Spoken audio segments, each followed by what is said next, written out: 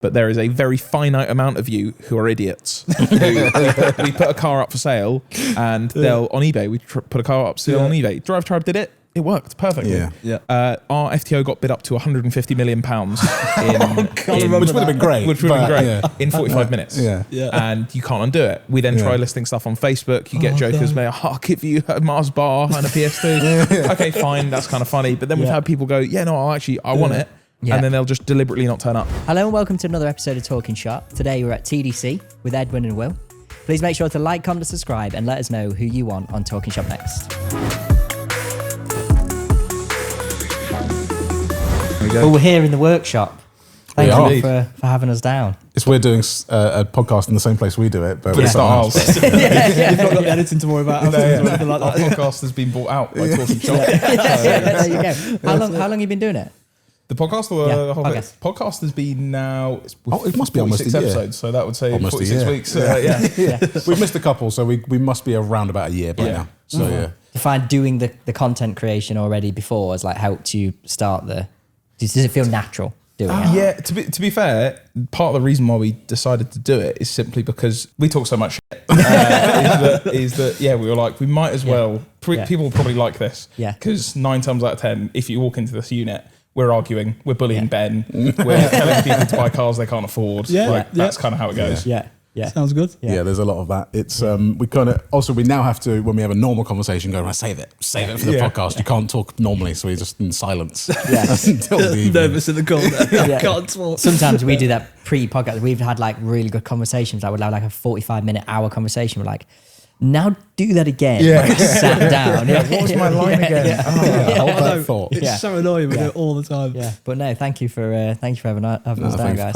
Yeah, I'll tell you what. We'll start with a bit of an opener. Sometimes we've been sort of forgetting to do it as an opener. There's a good like brain exercise to get you started. What does success mean to you guys? Personally or together? You can answer it however you like. I was almost sarcastically going to say lots of cars, but it's actually not far off. Same. I've seen that car park. I think personally that's my goal is all I care about in life is having the cars that I want. But I think for TDC, we're actually quite analytical and we do nothing is ever enough, to be fair. Like we've got a video that's just done 2 million views now that's ticked over. I want 3. And then it gets to 3. I want 4. And it will. That will never stop. To me, the success is doing well, but I don't know what it is. I think that's probably part of us. I'm not competitive, but when it comes to YouTube, I'm like, I just want more. Give me more. It could be better. It could always be better. You have to have that though. Yeah. Because with YouTube as well, it can be very difficult. So you have to have that tenacity with it, to keep on going. So because there's so many elements to it that if you're not going 100% on every single aspect of it, you are going to lack in some ways. I think also it's the freedom of it as well. Is if you don't have freedom to do either the things you want to do, especially for us making content, if we didn't want to do what we were doing, it wouldn't be good content, which is why I think it's kind of worked as well as it has so far. And also it kind of relates back to that personal thing of wanting more cars. Like when TDC started, even though we had a healthy budget for a YouTube channel, we couldn't go out and buy a Jaguar XFR and modify it. No, we had to we had to start on something cheap. And the more views we get and the more success we get, we can buy a better car. It's like a game. It's like Need for Speed. It's like the more work you put into it, you might be able to get that next car. We're doing street races at night. Has the pinch yourself moment sort of already happened, or are you getting there? Yeah. Because I mean, the last video is one of the last videos. Sorry, recently they did obviously with the Hellcat and the that was. To be fair, I've said this a few times, maybe not on camera, but for me it's been basically since day one of TDC. I've at Car Throttle, I was like, wow, I'm incredibly lucky to be able to get to do this, but to do it with no borders, no limits, and just make what you want. Literally from day, even when we bought the Zafira and the Crossfire, I was like, this is ridiculous. We have a budget to go and buy a car and do something. It's Top Gear. Everyone who's watched Top Gear wants to live Top Gear. But recently we've got to drive. TDC's changed over the last month. We've gone from real shit heaps to driving a Lamborghini Murcielago, a Lamborghini Gallardo, and a Ferrari 550 Maranello.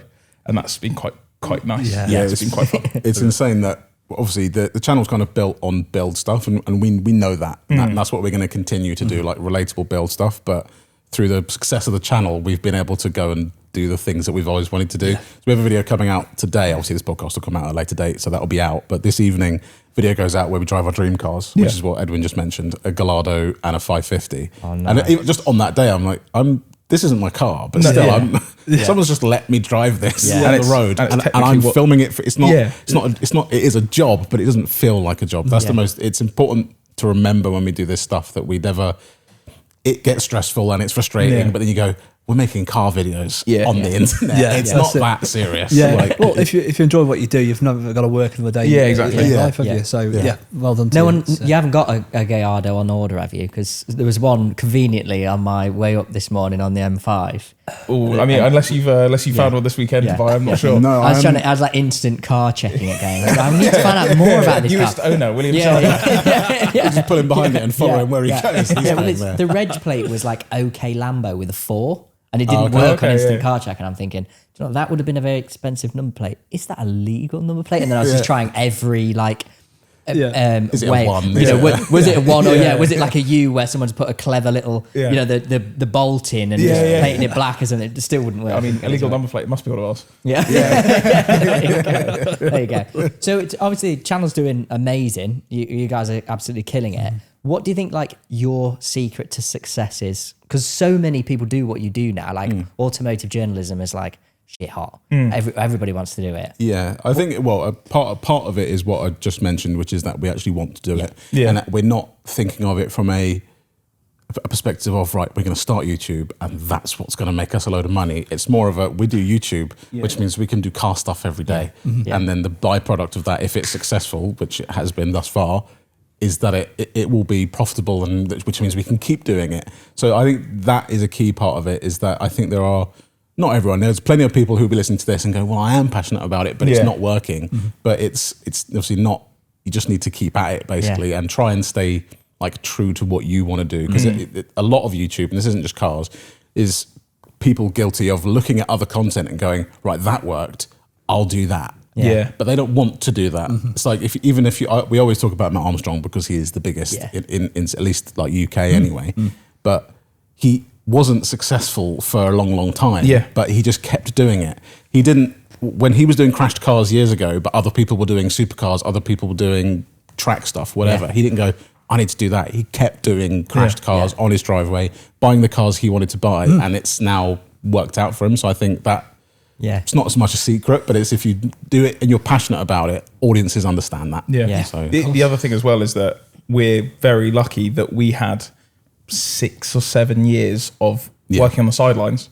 We both worked for Car Throttle behind the scenes, and we got to watch without having to do it ourselves what made a successful channel and what went into a successful channel, like the editing that went into it, the planning, all that sort of stuff. So when we started on it, and also we both kind of warmed up. You want to overdrive me on the beginning of Car Throttle. We were on the bench. Yeah.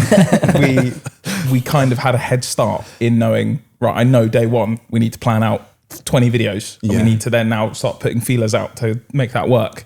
We need to know that we have to post once a week in this beginning stage to get people going and keep with us. Yeah. So we're very lucky in that regard that we knew, but had an inkling of what would do better than other things. Yeah. And that's what lots of people don't get. That's their Matt Armstrong moment of taking a year of working out, I post every other week and people like that.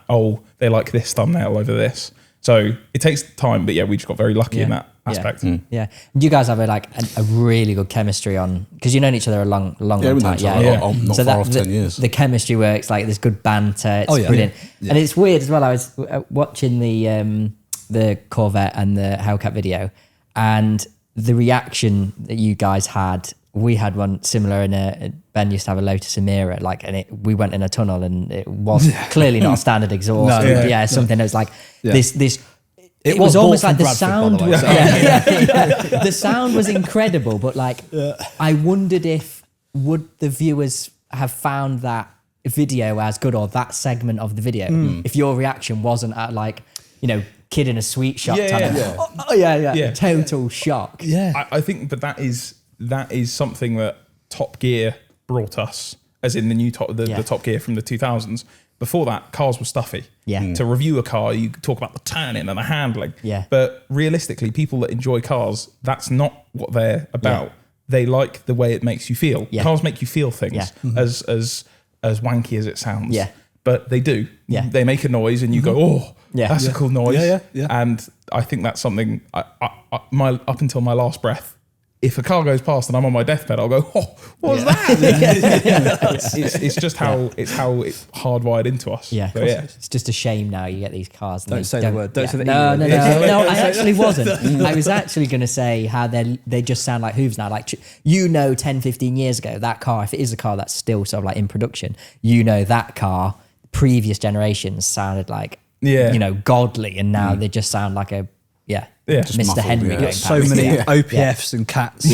Before that actual exhaust pipe, you got so much emissions. There's no wonder they even petrol sound like other variants of cars now. Yeah. Having said that, though, if every car sounded like a V12, maybe would we get bored of it? But that's the best thing that like if you're, let's say you're a Shmee or you're someone who just likes supercars, that's what gets you going.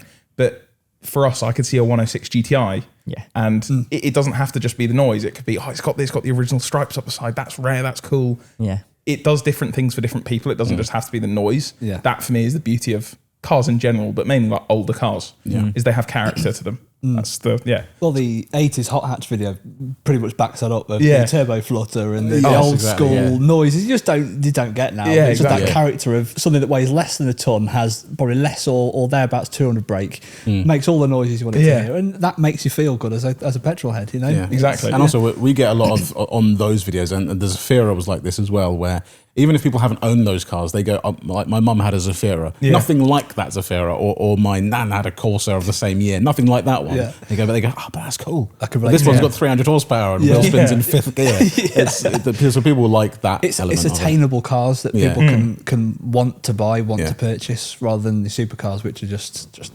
unobtaining them. Exactly. Unless you're Matt Armstrong. He's going to have like a Jay Leno fleet soon, isn't it? It's just getting ridiculous now. But to be fair, like, the thing I do think about it is that, I mean, even we scoff sometimes. We're like, leave some views for the rest of us, man.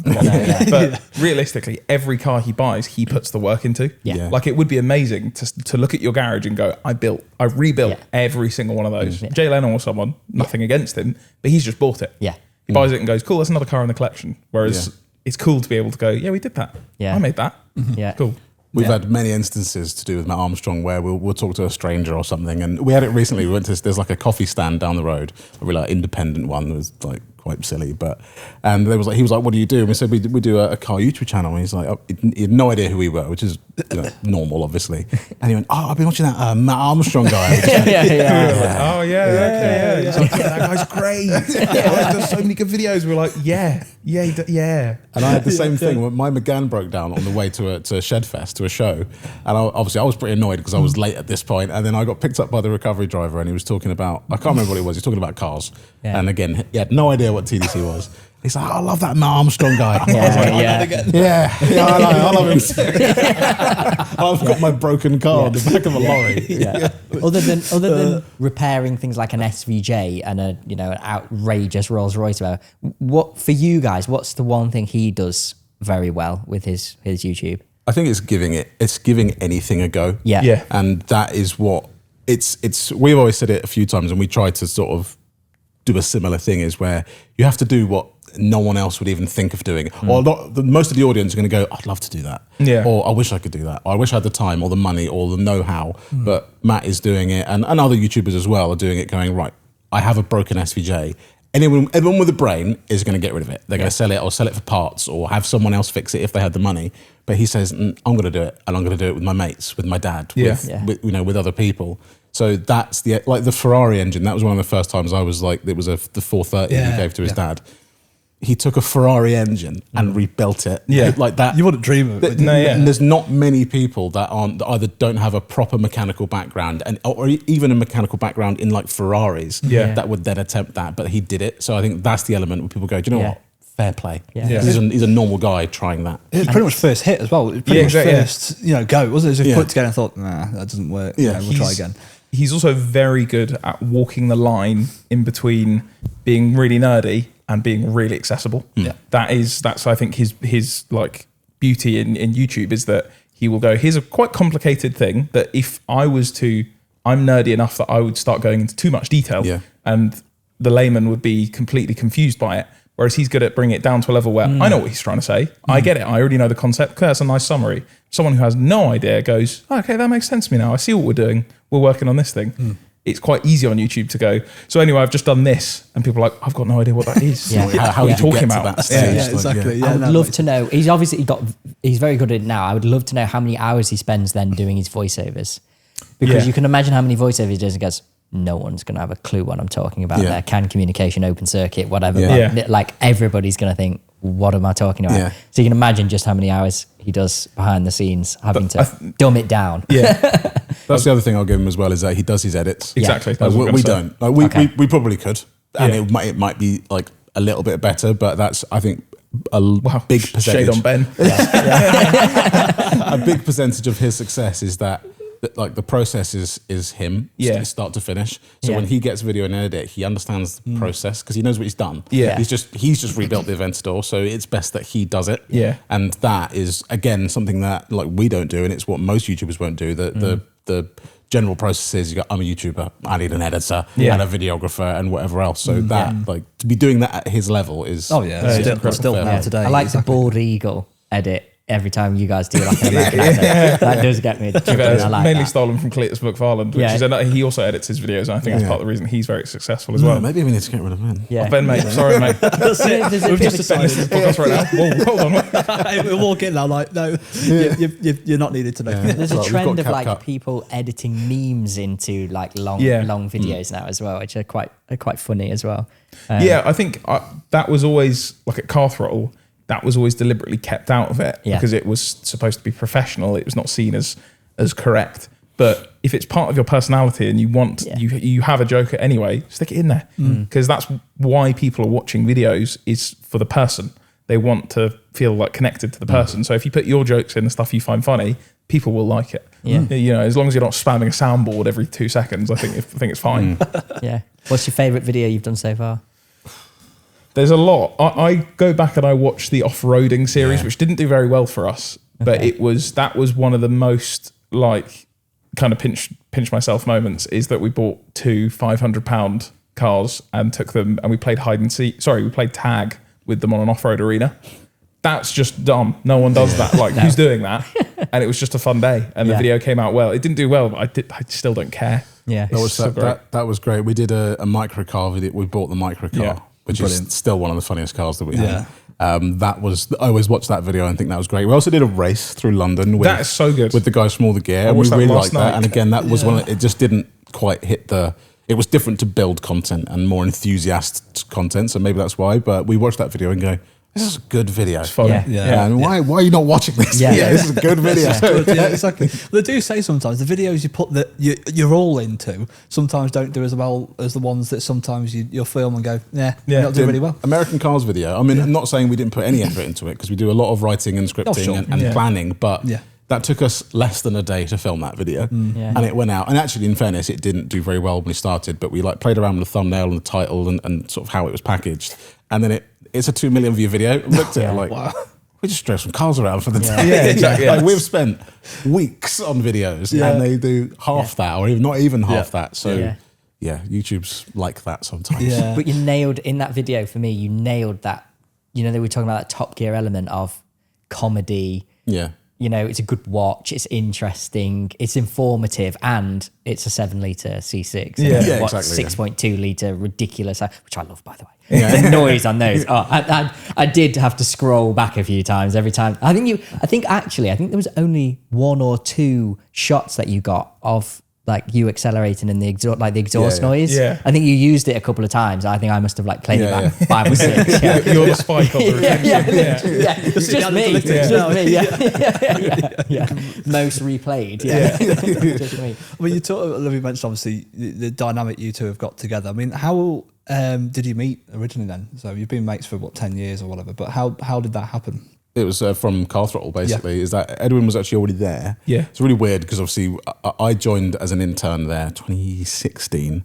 Edwin was already there in sales, I think you were at the time. And actually, we didn't really talk too much at the time. I was quite quiet. I knew I wasn't qualified to be there, so I just did work constantly. But then it was I got offered a permanent job, and then you got made redundant. Well, yeah, you started then, like 4 days later, I got made redundant. Great. And then while I was made redundant, I'd said to Adnan, the CEO, if you need any help in the interim, like finishing articles or doing anything, I'll do it for like basically nothing, because I'm quite free at the moment. And he was like, yeah, sure. And so after 2 or 3 weeks of that, he said, I think I can hire you back, but it will be on social media, because I'd be making memes and stuff for them as well to post. And then, Will and I were on the same team. And it was, I mean, to be fair, we didn't talk, we talked a little bit at the beginning, but it was more so they would say, there are free tickets to this car show if you go and cover it. And both Will and I just wanted to go to go and look at cars. We didn't even get, I was thinking about this, we didn't get reimbursed fuel. No, we just lost paid our own money. fuel, yeah. We just get a free £5 ticket. Oh, that was I could have gone and paid that, but in exchange, we did a day's work, paid for the fuel to get there, and then edited the content and put it up. Ah, great! Yeah, that's a us, nice it was deal. like, it's a great deal. Free car show. Yeah, exactly. So it was probably through doing that. It was most weekends we'd go off and do something, or we'd go and look at a car for sale or something. That was the first thing. It was It almost felt like that was when the bond started. It was like you came to me and said, "There's a car for sale." Yeah, I was like, "Well, I'll go with you." And then after that, it's like, "Okay, now it's done. Now we're done." Every weekend, there's a car for sale. Look at it. No, just need a bit of motivation to go and look at it, don't you? So, no, there you go. Do you know, as well, I was just trying to, because I feel like I'm on a booster seat here, which to be fair, it is. Yeah. I know, this is not right. You've been Do you know what, as well, actually, you tell you blokes to talk, because there you go, that's me set up. I just can't touch the floor. That's brilliant. So sorry, I was trying to fiddle to like drop down a little. There should be one under there. That might be the one that's broken, but as with many things, watch it go through the floor. Yes, no, I won't bother trying. I might fall back. Cool, the camera wants to see it. Do it. Yeah. How long is the channel run for now? Then it must be getting on for. It was February 24th. Yeah, so I was going to say coming up 2 years. That's 5 months away. But, or more than a year and a half. But 18 months or so. Yeah. It feels longer. It does. Yeah. Yeah. What made you actually sort of? I guess you had reasons why to sort of move on, but what made you actually go, you know what, let's do this, let's put this into action, let's make our own channel and let's run with it? Yeah, but to be fair, it was kind of the timing of there was many things that happened. Obviously, I got made redundant from Overdrive at the time, and that was October last year. So I was at the time thinking, well, what do I do now? Do I go on my own and do this? Do I do something completely different? There was so many thoughts going on. And you weren't obviously particularly happy in the job at the time. And we used to talk most evenings, actually on Warzone, to be fair. Warzone is actually the reason that TDC exists. Yeah, that's a fact. Yeah. Love it. That's a dangerous game. From playing that, obviously, in 2020, and then we'd just go on and go, today was rubbish. And I would do the same. And then obviously I got made redundant. And then after a while, we're like, well, we could just do this. And then obviously there's lots of other things happened. Then Alex came along and said, Alex actually wanted to buy Overdrive. Yeah. So I got a call one day from Alex, and it was so strange because at that time I was like, right, I'm done for. I don't know what I'm doing. I've got there was nothing naturally on the horizon. I don't know what's going on.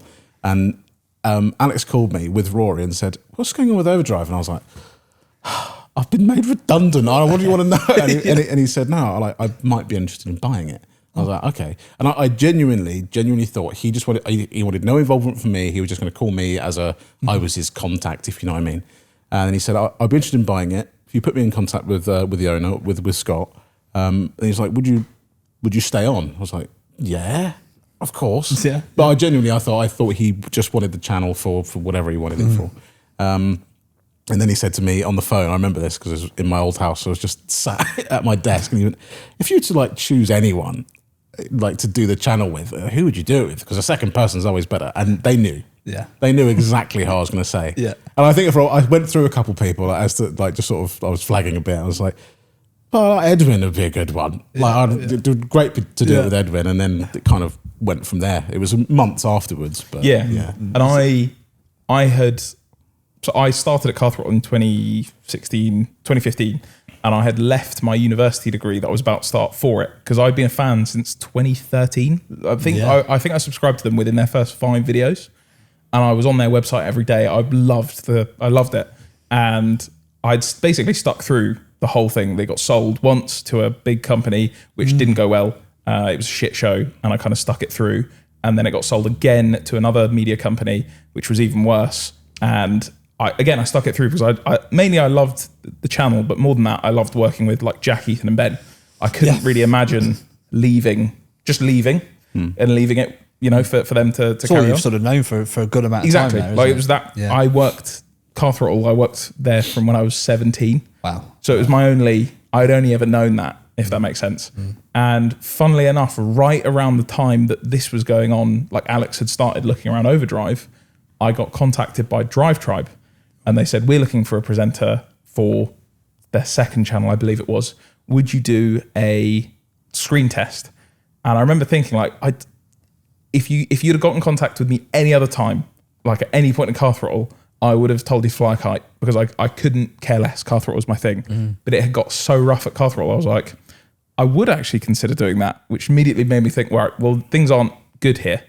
If I love it this much and I'm starting to look elsewhere, things aren't great. And then the moment Will said, Alex has floated this idea, I was like, yeah, let's do it. Well, then I've got 5 offers. So apologies, Drive Tribe. But the moment that came up, I was like, absolutely, yes, let's do this. I'm out. Yeah, that was really weird because we went to meet Alex at the old unit, which is only like 10 minutes down the road from here. And we both met up just for an evening. Again, it just felt like it wasn't formal. No. It wasn't like, right, come in for dinner and we'll have a meeting and we'll talk this. It was just like, do you want to make a YouTube channel? Like, yeah. But for me, it was really weird because I'd left Car Throttle in 2020. Okay. So that a lot of these, I've obviously kept in contact with pretty much everyone, but it was weird because I was like, it was like first day back at school. Yeah. I was like, I've done a big summer holiday and now I've come back to the sort of people I know, like Alex and Rory and obviously like actually I'd spoken to Edwin, but not worked day to day for a couple of years. So that was weird, but it just kind of felt right. It all just kind of fell into place. Like it just happened to all kind of work out, which is, hey, fate, whatever you want to call it. Absolutely. Yeah. Because if it just could have took that phone call, you just, 2 weeks later, I might have taken a job at Drive Tribe or something, and it would have, it wouldn't have worked. Or and then it kind of fell through with the deal with Drive Tribe with Overdrive anyway. And Alex said, well, do you want to just let's just not buy one. I'll just kind of help you start up your own channel, and I'll help you bankroll it. And we were like, sure, that sounds like a good deal to us. That's it, absolutely. Yeah. I mean, what a great opportunity, really, to sort of roll with your content. Exactly. You have the security, I suppose, of. Yeah, I'll tell you what. Yeah, this is being backed by a very sort of reputable channel here. Let's run with it. Yeah.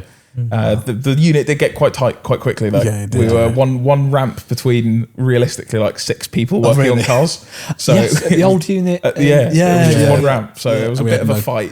No parking or anything like that, and we get moaned at by the other businesses going, there's a Zafira GSI in a parking space. It's not mine. I think Alex misunderstood how quickly we'd go, so you've given us money to buy cars. We're buying cars.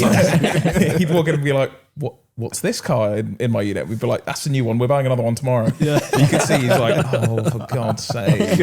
What have I given birth to? That's it, what we're done. Exactly. Yeah. I think the first car, correct me if I'm wrong, was the Porsche, wasn't it? Correct. Yes. The 911. Yeah, up on a car stacker. Just end of life. Which, funnily enough, came from Car Throttle. So we had gone to that exact scrapyard for a video that we came up with, which was, can we go to a scrapyard, find a car and put it back on the road in the same day? Just one that was going to go for scrap. And while we were walking around, this 911 was up there. And I think I actually say it in the Car Throttle video. I had asked the guy who was taking us around. He said, yeah, it's still going through insurance, but it'll be for sale at some point. And I say to the camera, should we buy the cheapest 911 in the UK? As just as a throwaway comment. And then as we decided, right, let's start TDC, again, fortuitously, I got a call from that guy and he said, by the way, that 911 is ready now, because I'd asked the boss at Car Throttle before, can we buy it? He said, yeah, do a deal with them. I got a deal, mostly worked, and then he pulled out the last second and said, no, I'm not buying it. So I'd already pissed off the scrapyard, and I was like, I'm really sorry. And then he just happened to call me back at the beginning of TDC and say, do you want it? It is here and it's cheap. And we were like, why not? Let's start with that. Yeah. To be honest, looking back on it, it was a pain. Oh, yeah, that car it was horrible. Yeah. To go in with that with no prior experience working on 911s, and also that was our first actual build. But I think it was quite a bold statement. It wasn't. We didn't start with something so naff that no one cared about it, but it also wasn't so expensive that it wasn't relatable. It was like perfectly in the middle somewhere. And everyone loves a 911. Yeah. Come on. Yeah. Straight in the deep end. Yeah. 911. And even like we've seen from like other people in the YouTube space, they go, that was a bold move to start with a fire damaged 911. The first time we looked at it, we were like, oh my God. Yeah, we saw that wiring loom frazzled. I was like, because we did the deal without ever seeing inside of it. It was so high up on the rack. They said, if you want it, it is fire damage. They had I think a photo from the outside looking through the windscreen, but we were like, cool. Lovely. In the video where we open the door and we look inside it, that is legitimately our first ever time looking at it. Wow. We'd already bought it. Yeah. So it was that is genuine, what it is. That's genuine shock. Yeah. What's interesting is that obviously even after 18 months, in hindsight, we'd probably do it differently now. Absolutely, yeah. In terms, like we had electricians come in and do that was one of the first times on the channel we had like outside help from, because we looked at the wiring and thought we could do this for a week and it still might not work, and then the content's not quite good enough because wiring is quite boring. Yeah. So we had electricians do it, and it's obviously still not perfect, but in theory we probably should have spent the time doing a new loom, and then there's lots of other things we should have done, but now we can take that and do that on the builds we're doing now. Yeah. You say because at the time, I suppose time was crucial. So the time you did have, you wanted to spend sort of making sure the content was right, rather than necessarily stripping everything out, putting it in yourself. And we were I get that. We were conscious at the time of, and this is especially relevant to YouTube now, is that people expect a lot instantly, and they want lots to happen in the video. We didn't want to, and actually our first few videos, we've said this, we're not that happy with how we did it because we spread not a lot of content over like 2 or 3 videos. Yeah. And it wasn't until like the 4th or 5th video we sort of said, right, sod this, let's just do it how we want to do it. It is going to be harder. There are going to be times where there's a week, 2 weeks spent on like a video that's 25 minutes long. Yeah. But I think people will prefer this. We can't just go do a video that says, we've bought a 911, and then you talk about it for 20 minutes. Yeah. And everyone goes, well, hang on. Nothing's happened. You just bought a car and talked about it in this video, and then we want to see something happen. You start it, try to start it, diagnose something. So that's something we've taken since then all through the channel, especially on the build stuff, is that people expect, I'd say value for money because they're not paying for anything. But a payoff. They want it either to start at the end, or there be some big thing that happens where you go, cool, that was a nice end to the video. If you get to the end of the video and you're left like, oh, I wanted more, they might not come back next week. That's it. I'm going to say something really outlandish, and it might upset a lot of people. I can't watch Tavarish's videos anymore because it is so much talking, and it has gone very, especially like the P1 project. I know you're looking at me like, what are you saying? But I don't know why. I just crossed off the list. Well, that's not That's the US trip cancelled. I don't know why. I do find myself. I watch them every week, every time they come out, which seems to be longer and longer now. Probably because he's buying P1s and ridiculous cars or whatever. But I do find myself like skipping through to the end, like. Is there a Did it start here yet? Did it start? Yeah. I've even done it. I can imagine how stressful it is, because we've done it before. Our new project car is it's very tricky to buy a project car and reveal it and then go, right, we need to get to work on it, and then you find something that's like rust repair, which needs 2 months worth of welding done. By the time that car comes back, it's out of everyone's minds. So there's a balance that everyone, and especially like Tavarish, has to do, where he needs to keep it in people's minds enough, but there's also things that take time to arrive. I can imagine the carbon body panels he needed. They're not going to turn up in a week. They're not in stock anywhere. So you have to fill in the gaps with stuff. So I can imagine that's why stuff gets stretched out a little bit. But of course, people are going to be frustrated because they're like, I want to see it done. Hurry up and do it. But it's so easy to say, do the car when it, like, even the Jag. We wanted the Jag done in a week, but we're like, there's no engines, there's no timing chains, there's no nothing, you can't do it. Let's buy a car. And then you get it done and people go, right, next car. Next car, do it all again. Do you think that's where the whole 24-hour challenge things come from? Do you think there's people, YouTubers like Matt, you guys have realised that there's the people that love these projects that we're working on, and there's like it's a series on one car, and then there's the guys who want to see an AMG finished in 24 hours and on the road and being driven. Yeah. Well, I think it just adds an element. It adds an element to it that it's against the clock. You only have a certain amount of time, so it immediately makes you go, oh, will they do it? Will they finish it in time? And I don't know, something that because we did it with the MX-5, we literally said, if it doesn't work, it doesn't work. A lot of them you watch and they always just get it done in the last 30 seconds and it just happens to work and it feels a little bit cheesy. Yeah. Whereas we're like, if we don't finish it, we don't. Oh, well. Yeah. People seem to like that. They're like, oh, it didn't work. You didn't finish it, but hey, it's still good. Yeah. But yeah, it's weird what people want out of YouTube today. Yeah. How much of an obsession do you guys sort of like? It's like an obsession, but it's almost like, you know, it sort of like grinds on you with the content and succession. Like, do you ever get worried or sleepless nights thinking, oh God, you know, what if this doesn't work? Yeah. I mean, I thought you might say that. Fair, like we've just had a period recently that was really, really strong, and then we've kind of come into a not as strong period. The normal. And you go, well, what if that's it? What if we never have a video that performance again? Yeah. Like, I think we're both confident enough that we know what to do to sort of rectify that, and obviously at the same time as we know what works. We're also learning as well, so that's why we're trying other videos and going, what if this works?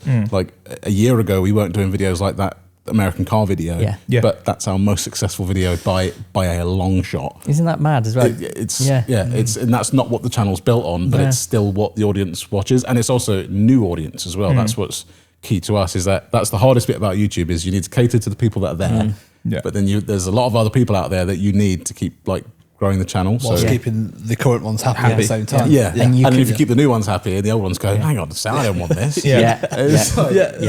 And they can be savage as well. There's obviously lots of content creators over the years who have changed for whatever reason, out of choice or whatever, and their content has changed. And oh my God, people can be really savage. Well, luckily, it's like we talk about it quite often. We're lucky that we started on social media. We started on Facebook, and Facebook.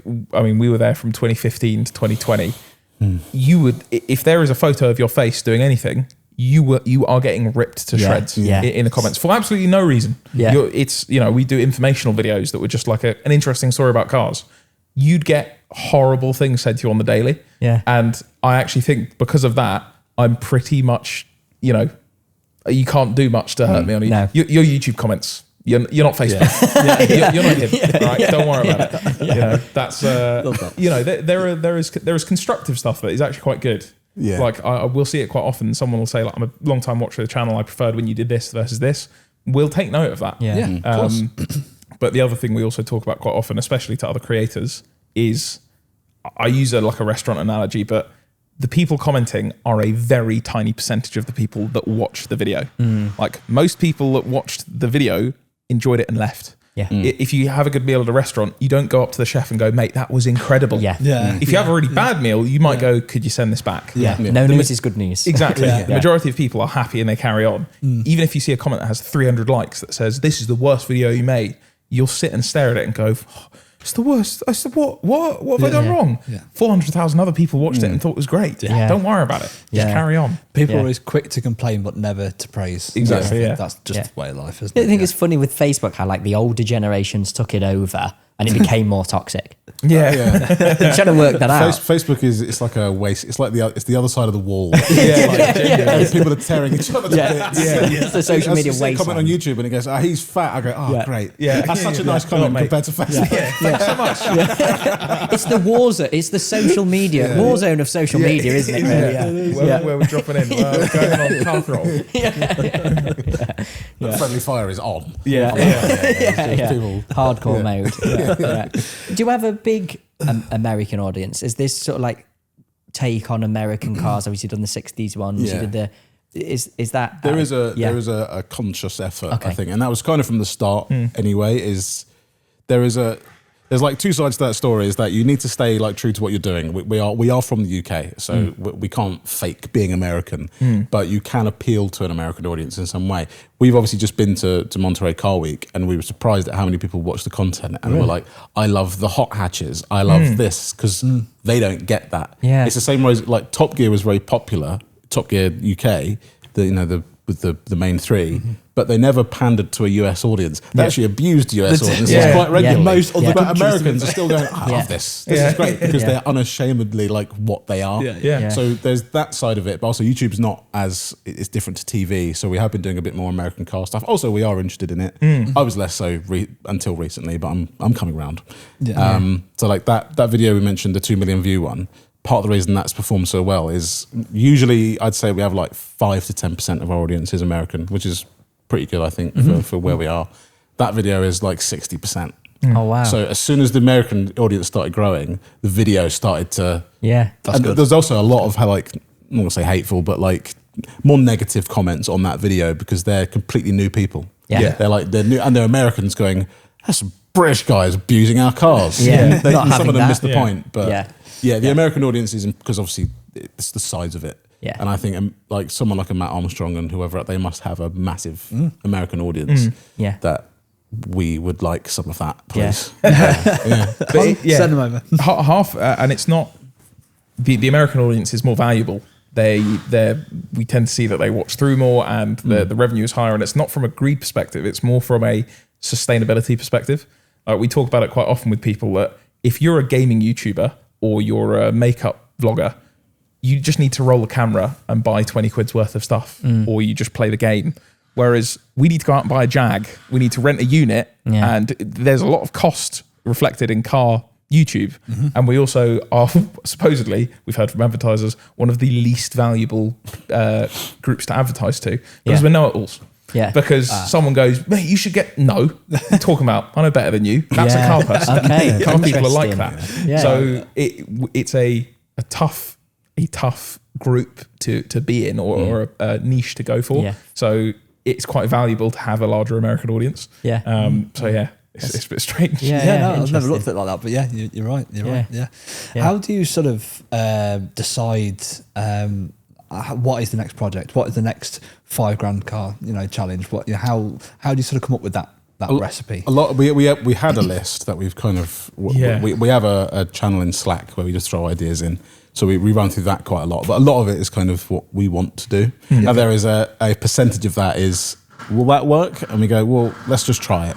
Because like the off-roaders one, we really thought that would work and we enjoyed it, but it didn't work as well. And then we went and did 90s hot hatches and thought, 90s hot hatches, that's niche. You have to know about that. And we didn't even buy like well-known ones. We bought sort of left field options, and that was one of our best series. And then we did the sports car series, which again is way more broad, and that was really popular as well. So, but we try our best to just go, that's what we want to do. So we're going to do it. It's rare that we'd go, oh, we should buy that because that's what everyone else. That's what YouTube wants or whatever. Like, I think as long as we like it, the audience will understand it. The other thing is that luckily we are, like Will and I are tedious carballs.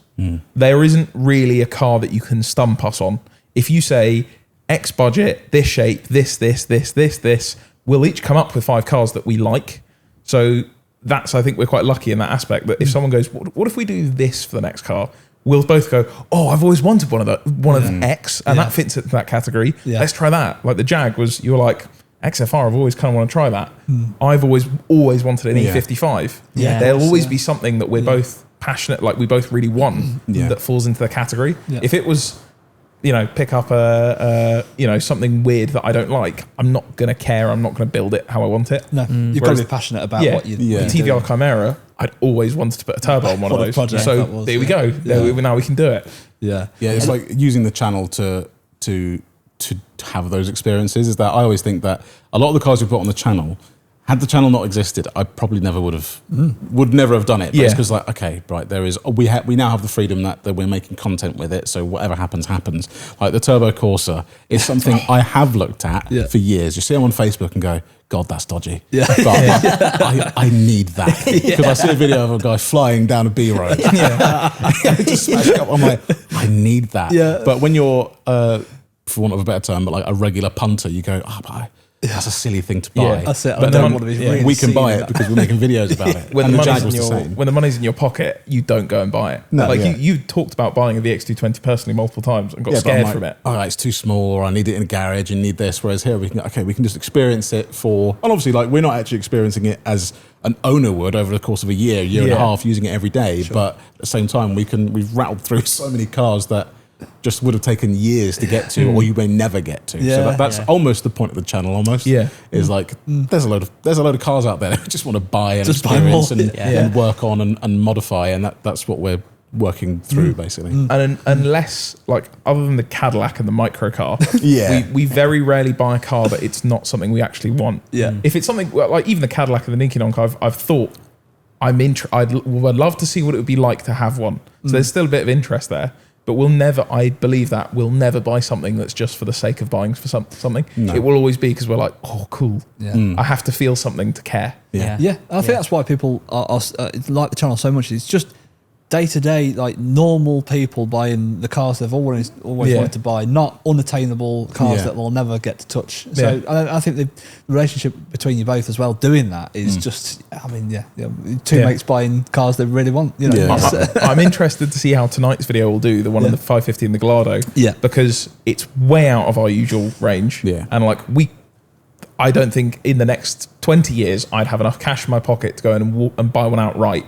I could maybe finance one day or a crashed one, but I want to see how people react to that, because that is, I would love, if I find a crashed Ferrari 550, I will sell everything and sell my family and buy one. I'll make it work.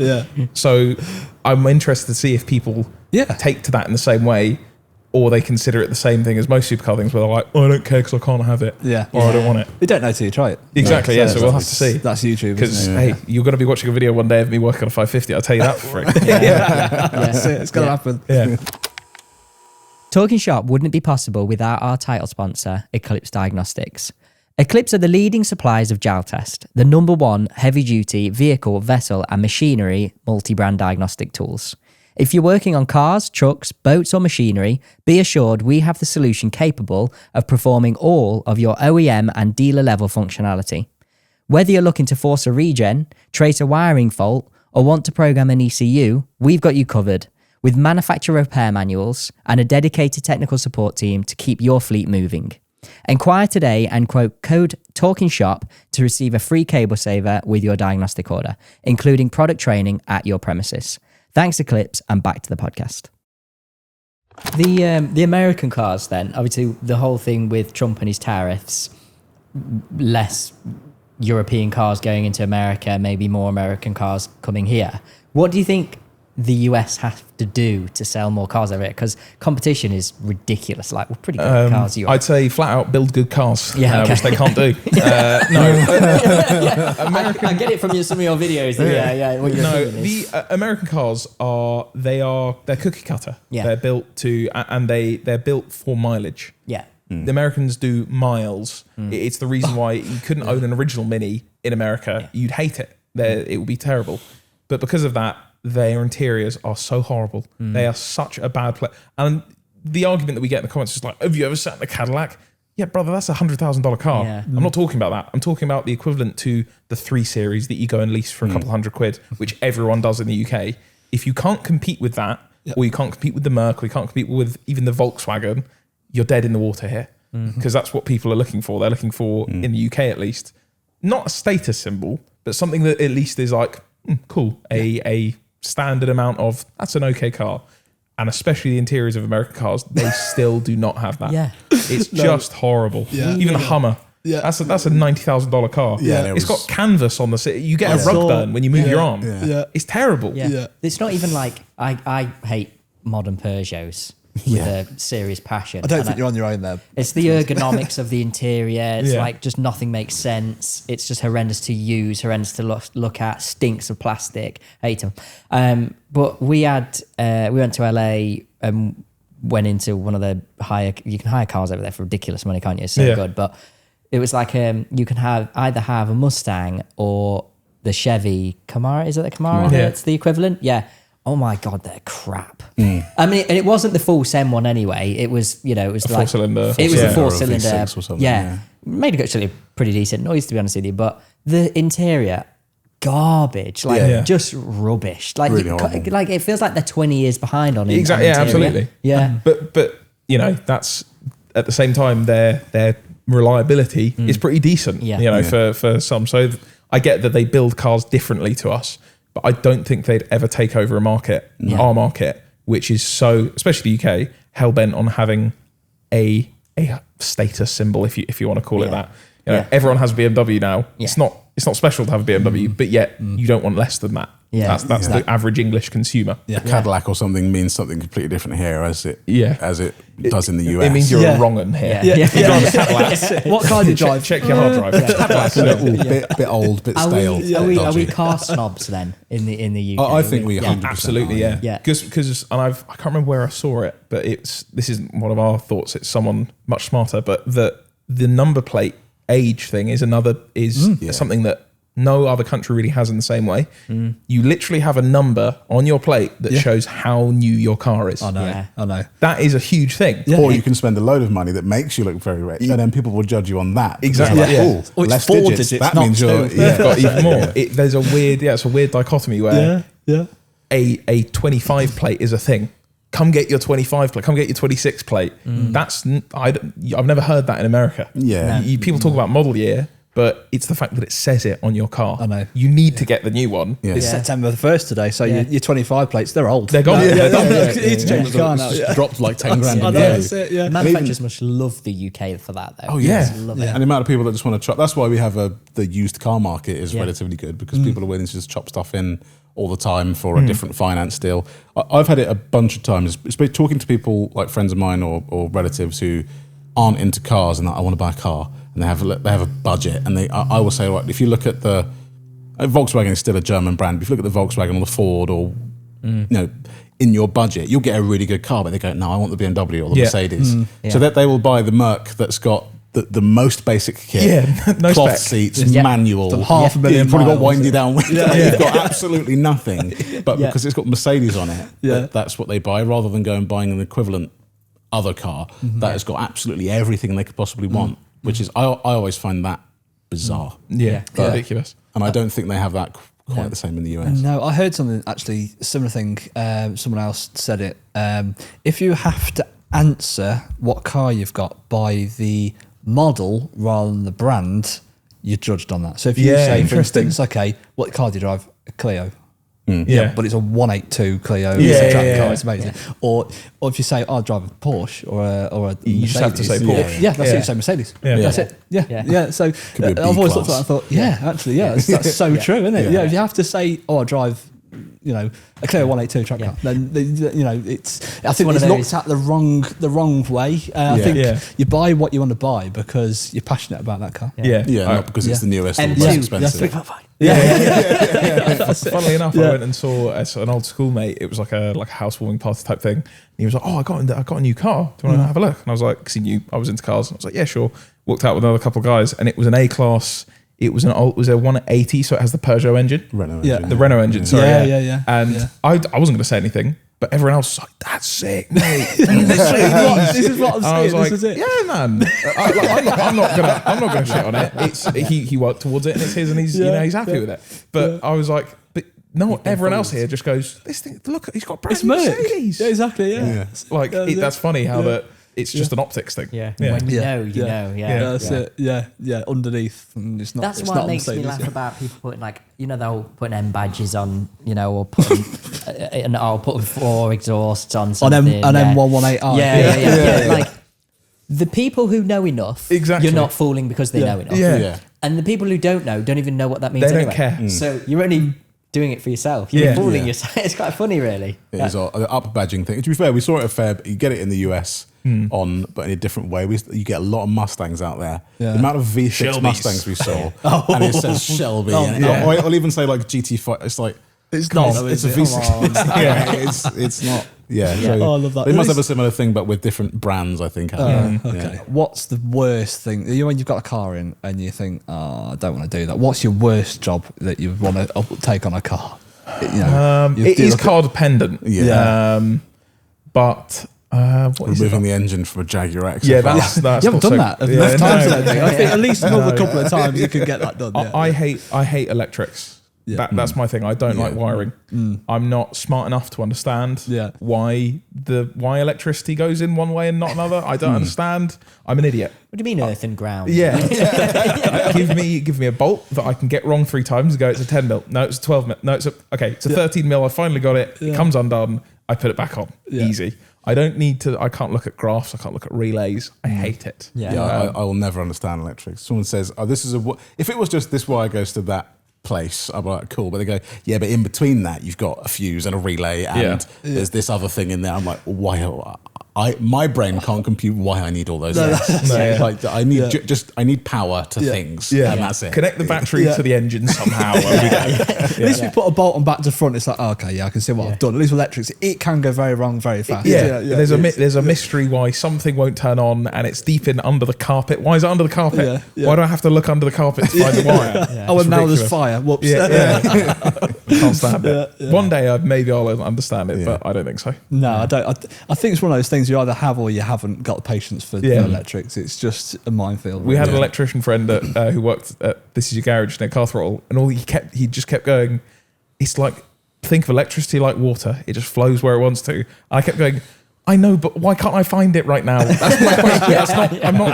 I don't need Master Oogway to be giving me inspirational quotes. I need to find this fuse. Yeah. Obviously, you're going to prefer American cars in America. Yeah. But yes. Is there certain cars you look at from America and go, yeah, actually, I prefer that to our equivalent? I actually can't think of. Maybe some of the old, like older stuff, modern stuff. There isn't many because lots of European stuff is so good. Yeah, I always think of the Mustang, when the Mustang came to the UK, that I thought, I wondered how well that would do, because obviously part of the charm of having a Mustang in the UK is that you have a left-hand drive Mustang, and those people are always a little bit odd anyway. But when you get a right-hand drive Mustang, I was like, okay, but so that will define how good an American car is. It's being sold as a European car, but it's a Mustang, and it's obviously been quite popular. So I always think about, like, if they were to sell a Hellcat here or a Corvette, which I think they are. I think they're trying to do. And they made it right-hand drive, and they made it accessible, and the price was right. How well would it do? Yeah, but. As you say, I just don't know. Yeah, is it as cool now? It's right-hand drive, and it's got all the EU legislations on it and stuff. Yeah, not really. I think it's similar in reverse, because like those Jag XFRs are sold in America. Yeah, and in theory, a 5-litre supercharged big saloon, which is their bread and butter, they didn't take up because there's a conscious thought. Ooh, Jag, I wouldn't want to deal with that in America. It's the same thing in the UK. True. It's not that it's not cool, but I think part of the reason why so many Mustangs and Camaros and Corvettes get sold is pride in America. Yeah, they go, that's an American car. I want an American car. Yeah, I don't care. I'm English. Yeah. Equally, they don't care about an English car in America, whereas people here, the amount of XFRs go, oh, proper British car. I'll have that one. That's it, true. There's pride in the car that you from the country you're from. I can't really think. There are some things that they do that we just don't have an equivalent thought for, like, well, they don't sell it anymore, but things like Vipers and stuff, I don't think we've ever, and even to be fair, the Corvette, we don't like price, that the problem with the Corvette is, as soon as it gets here, it's an expensive car. Whereas in the US, a Corvette is actually attainable to most people, whereas a Corvette here is then into supercar territory, and then it's like, well, would I have that, or would I have an R8, or would I have something like that? I watched it was a reel the other day. It's one of those ones where they walk around a car, like a dealership, and say, like, how old are you? What do you drive? And they went to the techs in the back I think it was a local Honda dealership, and 3 of the techs, who were maybe early 20s max, call it late teens, early 20s, said, oh, I've got a Project C5 Corvette and I've got a C8 Corvette on order. If you went to a UK mechanic who's just finished his apprenticeship, he's not got a Corvette. He's a Polo GTR. Or he's got a PD with a remap. And it's not. I know there's differences in wage over there, but like not enough to make having 2 Corvettes at 25 that's possible. Bonkers. It's the equivalent of having your M140i that you've worked towards and you've financed and that sort of stuff. Yeah. So they just have different, I guess, like goals, if that makes sense. For cars. You're absolutely right when you say that, because we were over at an event yesterday called Salon Privé down sort of more Oxford way, And we saw these Corvettes there, and I thought, what a cool car. I thought if it's American, it won't be that sort of expensive then, will it? So I thought, okay, I'll have a look last night. And you're right, they are literally Aston Vantage money. Yeah. So why, unless you really like that car, why would you buy here a Corvette over a Vantage or a, something similar? Yeah, you're right. It's just, and their problem now is that they're saying the cars are better, which they are. I mean, the C8 is a mid-engine, it's got a proper engine in it. But now it's like, well, I don't want that though. I want the American thing. So they're a really weird part of the market. That no, you're right. When we were driving around in Monterey, like a C6 would go past, people were like, and then you'd hear like Ferrari 488 noise, and you go, ooh, and a C8 Corvette would come past, and all three of us would go, no, it's not what you're supposed to do. You're not supposed to be European. You're supposed to be loud American and with a Lopi cam and making me go, ugh. But like secretly I like it. You're not supposed to be like clean and nice and well cut. No, that's it. Anyway, give them a break. There's Teslas everywhere. They've dominated. That's fair. That is true. That's very true. That is fair. Yeah. That's it. So. What do you call it? An NPC car? NPC, yeah. Washing machine. But to be fair, like it is, they've succeeded in doing that thing, which is becoming a status symbol. Like, especially in America, I've heard that it's like kids will be like, I want a Tesla. They don't even know the model. They just want a Tesla because it is a brand that is like luxurious. YouTubers have them. Movie stars have them. It's a cool thing. Yeah. I've had that at multiple. My girlfriend's nieces asked me, they're like, are you going to get a Tesla? And I have to explain to them, like, I couldn't think of anything worse than a Tesla. They're like, but there's one that does 0 to 60 in like this time, and like this person does it. I'm like, and it's got this screen in it, but it's really hard to explain why it's just a dishwasher. Exactly. Unless they're old enough to experience the noise, how it makes you feel. Yeah, of course a Tesla's going to sound good. It does 0 to 60 in 3 seconds. It does everything. Yeah, great. Yeah. But and I've like fully indoctrinated. I don't know if that's the word, really indoctrinated my missus into it. So now she'll go, oh, I saw a Porsche today, but it's electric. Yes. Oh, I love you. Yeah, we're not the biggest. Well, recently, the Hummer video being least popular one. That was. I still love that Hummer. I don't care what anyone says. It's awesome. If I could have one, I actually would. I genuinely would. That thing's cool. If you were wealthy and you had literally every car, or if you're an American living on some ranch with 5 million acres, it doesn't matter, does it? Yeah. You take those little roof slots off. T-tops off. Take them off, and I defy anyone who is an electric car hater to drive or even be a passenger of that car and not go, this is cool. It's quite. I get it in a Tesla. You do one pull in a Tesla and you go, that's quick, and you do it again and it wears off a bit, and again, it wears off each time until you go, there's nothing here other than speed. Whereas that Hummer had enough character to make me go, all right, I'll look past the electric thing for now. The charging was bullshit though. The charging was that's ridiculous. 300 or so. So the battery must have been like twice the size of the battery is 1,400 kilos. There is a ridiculous amount of battery in it. I saw a stat the other day that it was like to charge a Hummer, I can't remember exactly what it was, but to charge one of those Hummers like once for a full range is like powering a whole house for a few days. That's crazy. That's how much it needs just to move it.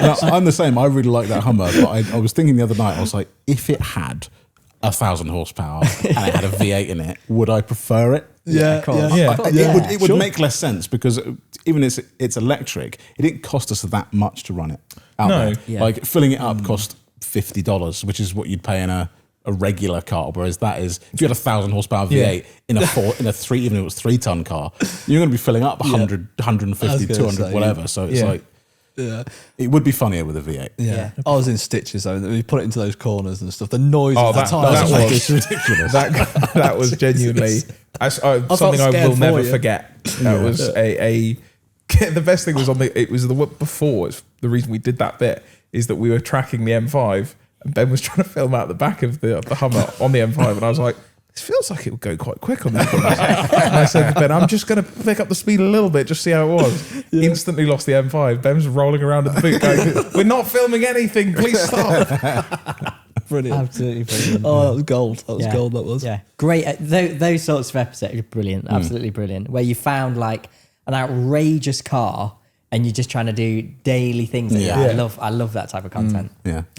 Do you think there'll be more and more people tuning into likes of yourselves in the future then? Because, I mean, new car design, the way they're going is not, it's not great. Do you think people will continue to buy older cars and want to do what you're essentially doing to them? I think so. I always worry about like how what the take up will be with like a younger generation, because it does seem there seems to be less. But I mean, we were in Monterey, and even when you go to car shows, there are still plenty of like, you know, kids or teenagers that are there, but it's hard to quantify what that means, because you're at a car show. Of course, there's going to be that. It's hard to say how many people are now growing up going, I love cars because my dad or my mum or whatever liked cars. But I would hope so. I always talk about like things like the Rimac and stuff, like supercars like that, and even actually just modern supercars. They all now do much of a muchness. They're all really good to drive. They're all very, very fast, and they all look roughly similar. Is that people go, actually, there's older stuff that's a bit more interesting, and I think that's starting to come back. That's why manuals are now so popular again. I think that's coming around. Also, like resto mods seems to be the word of the car automotive community in the last 10 years, 15 years. Hopefully that's an indication that people are going, well, why don't I take this new technology and just use it to improve the older stuff instead of just making new stuff. So hopefully it means that at the same time, there is a bit of like resto mod that I disagree with, where you're just robbing an affordable car and making it something for millionaires. The 550 is something like there's someone's just brought out a 550 Ferrari resto mod. How long that means there's still going to be 60 grand, 70 grand. People are going to go, cool, I'll send that to him. He's going to, and it's going to be £2 million. Cool. I don't mind paying 200k for the base car now. Up the prices go. That's true. So it's a 50-50, but if it means that people keep petrol manual stuff around longer, keep it cool. Keep it going. I saw the flip side of that yesterday. I saw an immaculate DB6 Aston Martin. There was a Jag, I don't know if I got the older Jags, like a 50s shaped Jag. Oh, okay, nice. Engines have been stripped out and electric been replaced with. And I thought, that is not. Rest of mods need to be looks like the original thing, but goes like a modern. It's modern turnkey. one. You can rely on it. Exactly. That's it. Reliability, performance, everything else. But then putting these motors in them, thinking, what are you doing? You know, when this whole agenda finishes, which it's not in for the future. This thing, it can't be. Those cars are just going to be worthless. You know, no one's as a final ditch effort. Let's say petrol cars were banned tomorrow. Fine. I want the thing to look like I like it. Fine. But I can maybe understand it if it's like, let's say you live in London and it's a car that you've owned 50 years or something, and you just want it to work and go to the shops. You don't want to deal with having to sit there and manually choke it for 5 minutes to get it going in the morning. Then I can kind of understand it if it's your forever car that you just want to drive and look at. But you're robbing the soul of the, and it's such a tired thing to say, that it's like you're taking the soul out of the car. But you are. You're taking the thing that made it what it was and just making it a poster. You're just making it a thing to look at. Which, for a car, for me, that is not what a car is. A car is to drive. That's it. You may as well get on. I think in the future, you may as well have just got the bus. That's what they want you to do anyway.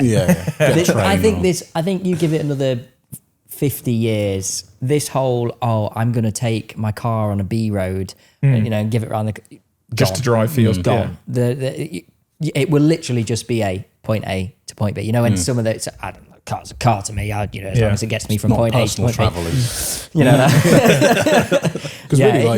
personal travels, it hasn't been a thing for that long. I always think about all we do is cars, but cars haven't even been around for that long. How long have humans been around? But we've had cars for 100 years. As we know it anyway. Cars have been around for 100 years, so they've come on a fair bit. But I always think of the on the sort of what you mentioned before. We mentioned this on our podcast, but we went to Goodwood recently for Festival of Speed, and the Ferrari F80. That's a big moment.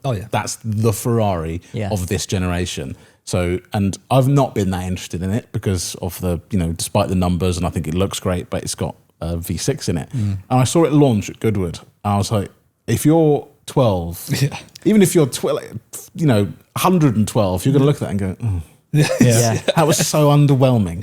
Whereas, and then there was the comparison is there was a Pagani Huayra R, 2 cars afterwards, and that thing, and you could see there's a crowd of people and you could see everyone looks at each other and goes, wow, look at that. Even though someone who's not into cars, people with fingers in their ears going, that's a car. Whereas the Ferrari thing, that's my only like thing is that if the cars like the Ferrari are like the F80 are what kids are looking at, I don't think they're going to become quite as obsessed by them. Because they don't have the same things that cars did 10, 20 years ago. You're spot and then on. it's scary. Well, then you've got to think not just about us and whinging about having to drive electric cars, but then you've got to look at the manufacturers and go, their production team must literally, and their engineers must put these together going, I hate this thing. For Ferrari doing that, I mean, there must be some Italians in that factory going, fuming. This thing should have a V12. So you're telling me we're making the big Ferrari without a V12? I know. What a shame. What a shame.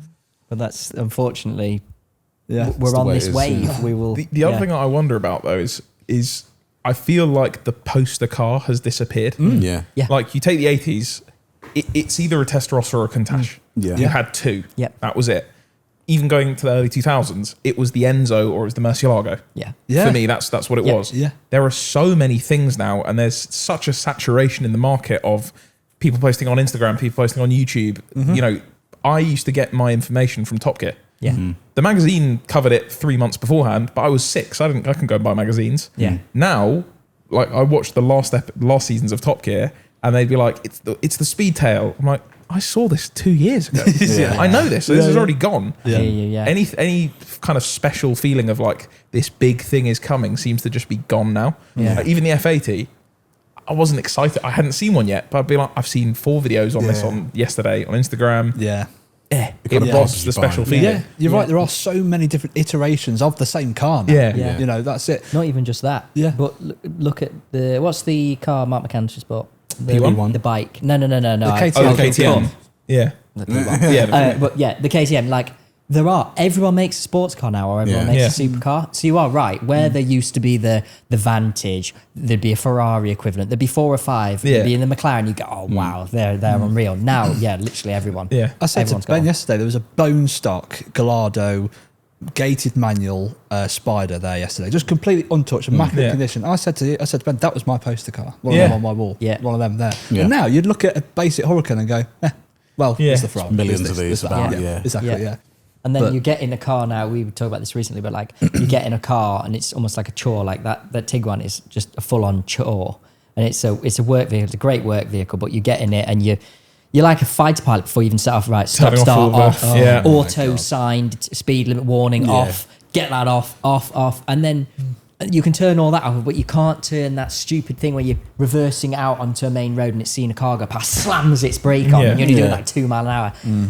We've gone past they killed it with emissions, and now they're killing it with this safety technology where it's just a chore to drive. There's too many things. The Gallardo and the 550, which obviously we've spoken about, I knew a fair bit about Gallardo, but when I got in it, there's nothing. It has a steering wheel. This was a manual one as well, so it's a manual. There is no mode. There isn't even sport mode. It's just like, this is a car. It's a Lamborghini. Sport mode is that's what it is. Is the key. So there's no like even the 550. I had a sport button, but other than that, there's traction control and that's it. That's what I think people are now coming round to it, and this is probably more like the people who've got the money to spend on these cars, which is why they're getting expensive. They go, hang on, it's we missed the good times when they were actually there. It's analog. It's got a handbrake. It's got all the bits you want. From a design point of view, like we go back to these older cars, we're like, wow, those things are beautiful. What was up with steering wheels? Like, look at this. There's some of these steering wheels they make now. They're a work of art. You could get like this beautiful Porsche 911, like, you know, immaculate. It'd be probably worth like 250, 300 grand nowadays because it's just perfect condition or whatever. You look inside and the steering wheel's the full spoke steering wheel. I think it's because the airbag size. It's because like now, if you look at a Porsche steering wheel now, those really nice ones, the steering, the airbag is this big. It's just a little button. Whereas back in the day, they were like, you had to have the 4-spoke that was this big, huge, horrible looking. We always talk about the 355. They have. There was. I don't know. Actually, is it an earlier one has no airbag? The early ones have no airbag, and the later one has the steering wheel, which is also a 4-spoke, I think. Yeah, and it's awful. And compared to the old one, it looks like a Ford steering wheel. It ruins the interior. It looks like, you know, when Aston's had those Ford ones, and the badge is slightly off center, and it's like, who let that out of the factory? And I guess it's just that tech moved on. But then tech moves on. But then like, I always use the Super as an example. I've used it as an example loads of times. Like, what a great, like the late, and some people would say, no, the old one was better, but I thought that, that's a really good looking car. I'd never buy one, but that's a really nice car. I can really appreciate that. And then I watched like the first review on it, and I'm looking at the steering wheel and I'm going, it might as well be a Yaris now. You've ruined it. And I don't know why steering wheel is such a big thing. I think it is. The things you see, and the things you touch are like and hear obviously are the most important things in a car. Yeah. So as soon as you mess that up, you start to go, oh, it's And they really did mess that up. It's like they went, I'll tell you what, this is better than the BMW equivalent. No, I can't have that. Whack a crap steering wheel. Sold. We did it. We can be proud, boys. Let's make a Z4 that looks prettier, sounds, well, it's obviously a sounds better, drives better. But then it's not, it's too right. All it's too the perfect. car nerds are going to love it. Yeah. And then whack a crapper on it. It's all right, get the eBay resistors going and stick a non-airbag wheel on. Yeah, true. That could be a plan. That's it. That's it. We're on it. Yeah. What happens to all of your old project cars, if you like? Do you sort of keep them there? And that was the graveyard of the stuff. We have got a few. We're now in the process. We've got to a point where we're like, we need to work through what we have. Otherwise, you're just going to end up with a pit of finish your main, and then you can have dessert. That's kind of how it is, right? But if we have something that is not worthy of us, really, that's kind of too good, or we don't want to go any further with it, we've done giveaways, which is it's a perfect way. It's meant that we've been able to pay for better projects, like things like the XFR wouldn't have been XFR and an E55 AMG and modifying them without being constrained by a sort of tight budget is not possible without doing those. So, and then the other side of it is we've tried selling cars privately, and it is a very tiny percentage of our audience are clowns. They are piss takers. The majority are the nicest people on earth. They come up to us and I love the videos, but there is a very finite amount of you who are idiots. We put a car up for sale, and they'll on eBay. We put a car up for sale on eBay. Drive Tribe did it. It worked perfectly. Our FTO got bid up to £150 million which would have been great. In 45 minutes. And you can't undo it. We then try listing stuff on Facebook. You get jokers, I'll give you a Mars bar and a PS2. Okay, fine, that's kind of funny. But then we've had people go, I want it. And then they'll just deliberately not turn up. They'll go, nah. Or they'll turn up and go, I'm actually not really interested in the car. I just wanted to come and see you guys. Well, thanks, but like come to a show. If you see us out in public, fine, that's all good. But that's literally, we took time out of our day to do this, and we're not selling these cars expensive. Like we're trying to move them on, and we just get messed around. So the easiest thing for us is to do the raffle. Like, I think we'd still do it if we were losing money on these cars. Because someone gets it for £5. The guy that just won the TVR is a long time watcher of the podcast. He watched all the stuff. He's obsessed with the car. He was like, I want it for 10 quid. He was like, I'm going to keep it. I'm going to do stuff to it. I love it. That's what perfect. That is the ideal scenario where you've got the car for less.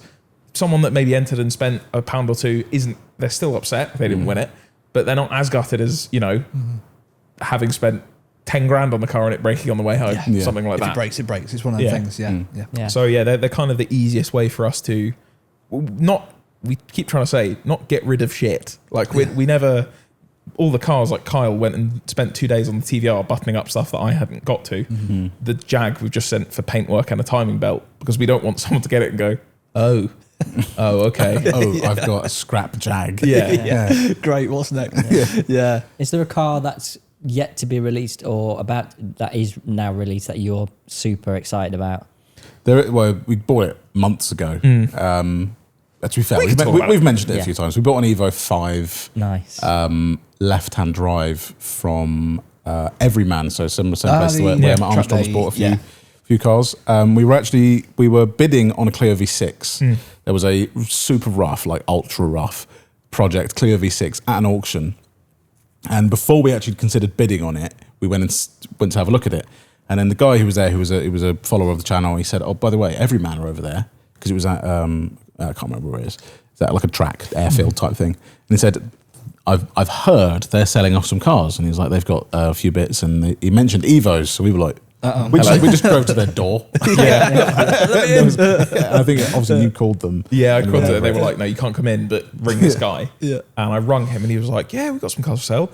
I got an Aventador at 150. We were like, no, that's not us. Our budget's a little bit lower. Somewhere between there and Primark. And he went, I've got a Ferrari 360 for like 45. We were like, nope, still not. And he went, okay, well, I've got some Imprezas and Evos. And I said, okay, well, let us know. Send me some videos of both. And the Imprezas were just WRX bug eyes. So we were like, no. And then he just sent a video of this Evo. And it immediately, because Will and I are nerds, we saw black door handles. And we were like, that's an RS Evo. Yeah. Those are worth a good amount of money. And then he opened the door and he went, yeah, obviously left-hand drive on this one. And we were like, left-hand drive? That's weird. Looked it up and there were a number of left-hand drive RS Evos made from the factory. Wow. About 300 ever that were made for racing teams to race. And it said, you'll know it's real because it won't have a VIN number. He popped the bonnet and he's like, yeah, here's a VIN number and it's just blank plate. And we were like, shit, this is an actual left-hand drive Evo RS. We bought it, did the deal. It took a long time. It took months for the deal to go through. Did the deal and then rung up the guy who built it, which is Roger Clark Motorsport. Yeah. And he went, I remember building that car. Yeah, there's like 100 of those cars left in the world, by the way. That's very rare. Wow. And we were like, okay, so we've got something quite special on our hands. Yeah. So yeah, for that reason that I mentioned earlier, we haven't posted anything about it because that's still got to go for rust repair. Yeah. It's quite rusty. Nice. So we didn't want to post one video and go, bye guys, see you in 6 months when this car's back. Yeah. Because as you can imagine, lots of people with Evos need rust repair at the moment. So there was quite a long line. Yeah. But yeah, so that over there in that corner, there is an Evo engine out the car. Oh, nice. Which is the reason we got it for so cheap. We'll leave some stuff off the table, but yeah, that's the reason why we got it so cheap. Yeah. Nice. When you were younger, what was your Subaru or Mitsubishi? I was Evo always. You were Evo. Okay. I was quite close on it Impreza from playing like Need for Speed and stuff. Yeah, I liked me too. Imprezas. I remember telling my dad once that he once mentioned that he was interested in an Impreza, and I was so excited. I was like, "You're buying an Impreza?" I was like, "This is amazing." But then as I matured, I realised that Evo is the answer. I had an Evo 8 years ago. I still like to try an Impreza, and obviously on Overdrive we had a WRX wagon which was unbelievable and so reliable as well, which they get a lot of stick for. But Evos, to me, they just feel a bit more, because you don't see a regular. They don't have the WRX or whatever, just roaming around the street for $2,000. Evos feel a bit more special to me. Also, it's something I've always felt and has been confirmed by not only Evo owners but Subaru owners to me, is that a 350 horsepower Evo is far faster than a 350 horsepower Impreza. They for some reason at the same power level, they are never similar at all. All that all about Japan had this weird regulation where the gentleman's agreement. Was that what it was? It was like they all went, no, we'll all do 276. We will all not exceed 276, and then immediately all secretly exceeded Mitsubishi went full German. Exactly. So like the R32s dynoed at like 310. R34s were up to like 350. Wow. So they just went, no. Hence why the Evo wins on a lot. That's it. Don't tell them, but we'll just sneak another 100 horsepower. Gentlemen. We're all gentlemen. We're not exceeding this, are we? I love that. Well, it's only really what they're doing these days, isn't it? With emissions. The Supra was the same. I think, what was that? It dynoed at like 50 or 60 horsepower more than it was supposed to. Which B58 best engine. Well, M5s, that I used to have an F10 M5, and that back in they were 550 was the number they had, but they just dyno at 600 horsepower. Easy. It's just a dumb. And I always think about it like, is it partly like a marketing thing where they can go, then we can release the better version later down the line, not do a lot to it, because they released the competition, which they say it's 600 horsepower. You go, well, hang on, go dyno a standard one, it'll probably have 590. That's all they do. Like literally, even like now with mine outside, it comes with apparently 510, which it isn't. And then there's coding companies now that can just go, okay, there you have 530 now if you like. So that's off the later model. And that's all it is just software. Stuff. Type in an email. But that's it. But then apparently, I heard something the other day where it makes sense. Apparently, it's got to be at least 510. So if you live in a desert, interesting. It's hot, it's humid, you're running 90 whatever fuel. It's got to be at least 510. Interesting. That makes sense. This country, cooler air, good fuel. It's going to be. It's 1,000 horsepower. That's what I tell myself. That's it. That makes sense. With the Ferrari that we drove the other day, I asked him, why is the speed limit on it? It's supposedly 199. And Charlie, the owner, said no. It's because the F40 was still the fastest Ferrari at 200, and they didn't want to usurp it. So realistically, it's like 203. They're like, no, 199. Because realistically, who's going to do it? Yeah. Oh no, I love that. They're still up to it. Still up to all the Ferraris. That's those sort of stories. That's the character. Yeah, exactly. Yeah. Outrageous. Just cheating. Cheating and lying. Everyone else, I like that. You guys are amazing. It kind of happened on remember when the Top Gear wanted to do the Holy Trinity track test, and it was McLaren and Ferrari, and it was, but basically it was McLaren talking about Ferrari, saying we want a customer car, not one from Ferrari, because we know that the one from Ferrari is not going to have cats, or is going to be on slicks, or is going to have Michael Schumacher behind, or whatever. It's going to have something some cheating is going to happen if it comes from them. I remember that episode actually. I do remember that. Yeah, which on the Grand Tour they actually managed to nail, didn't they? Yeah. They actually got all three together, which was the first the world had seen really. Those three together. But was good. Notice how each manufacturer got the mechanics and everyone there at the time. Was it McLaren or Porsche who were like, I just have a car? It was Porsche. Was it Porsche? McLaren and Ferrari, obviously Ferrari were, but McLaren was. I think they were both the same. Yeah, they were like, no, I'm only doing it if you do this. Yeah. Porsche were like, hey, look, we're just here. Yeah, have a car. Yeah, let's go. Where's TDC going in the next year then? Have you got any aspirations? Where would you want to see yourself this time next year, basically? Interview question. I went full interview mode then. Obviously, it's easy to think of subscriber numbers. That's always we've already said end of this year we'd like 500,000, which we're kind of on course for. I mean, 1 million would be lovely. I mean, it'd be lovely because if we've grown a channel to 1 million, that's... Yeah, it feels like that is always, 1 million is the best number for anything to be. Like it's, cool, I did it, 1 million. 1 million is a 1M. You get that 1M. That's nice. That's the plaque on the wall job, isn't it? Numbers wise, and obviously if the channel to keep growing, but just to kind of still be doing what we're doing at a higher level, maybe. We're not saying that we're going to be going into Bugattis and whatever, but just knowing that we can do pretty much anything we want to be able to do on cars. Toyota, a Yaris. Tesla. MG Electric. We'll get the Tiguan in. Get the Tiguan in. That's one thing we can guarantee. They probably that will all just be software issues. Oh my god, It sounds a little bit soppy, but honestly, if we're still doing the stuff, like if we're still enjoying it like we are today, I'd be happy then next year. Great. Yeah. I never want this to become a job, which sounds, a little bit dickish because I know this already isn't a job.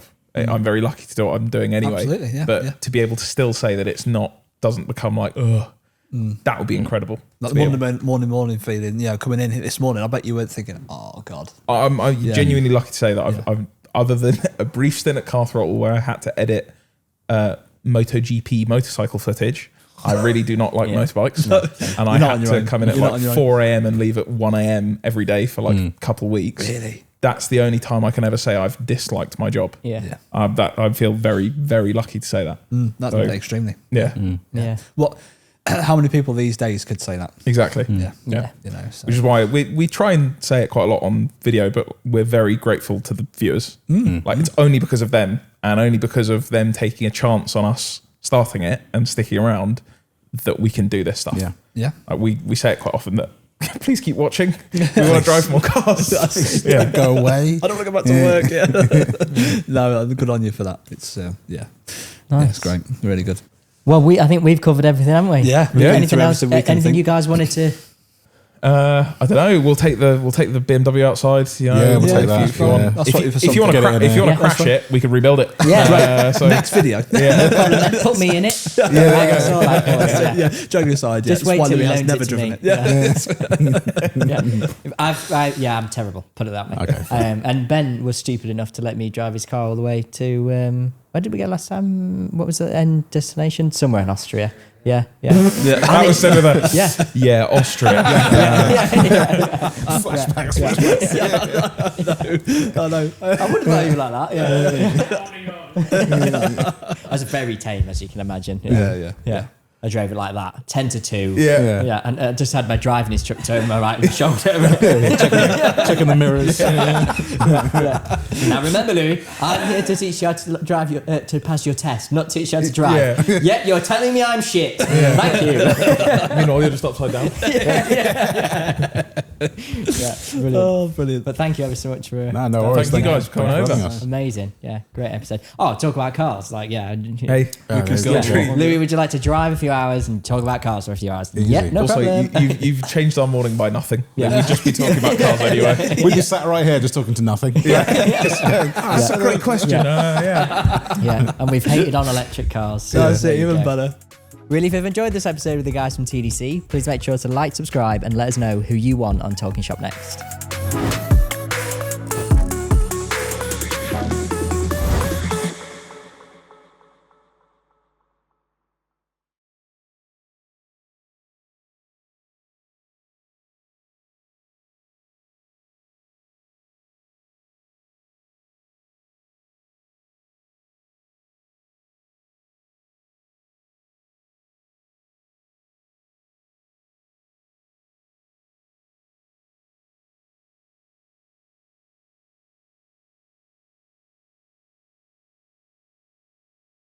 It's going to look so weird. I can't wait to watch this back. I'm on a computer. I'm always thinking I can't wait for that Louis wasn't tall enough for the camera. You've got a little bit of Dr. Evil vibe going on. It's quite good. Freaking laser beam. No, I am mini-me. I didn't mini-me, just grew up. The joke is always, like, you're always slumped in the seat like this because the seats we have in the studio, you can't touch the floor properly. I know. Yeah. And now you're like... I have to... When I'm on the sofas, I sort of like sit like that because because it's just awkward, but two, I also don't want the embarrassment of sitting like this, like so